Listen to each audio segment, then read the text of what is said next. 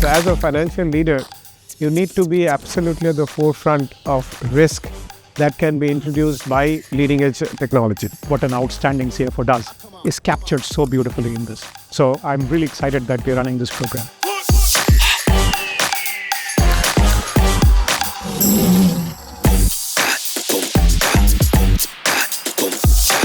Especially the Newton principle, which I got to learn.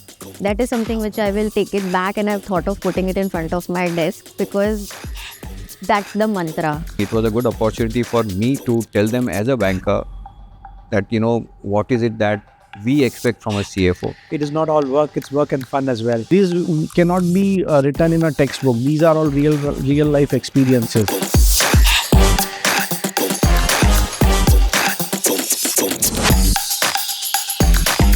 I think it's a very good program for budding CFOs. I think they get to know what all the CFOs go through before they become CFOs. So they are, I think, more well prepared when they become CFOs. And since topics are so diverse, they would appreciate everything and then become CFOs. It's a very useful input. I wish I had one when I became CFO.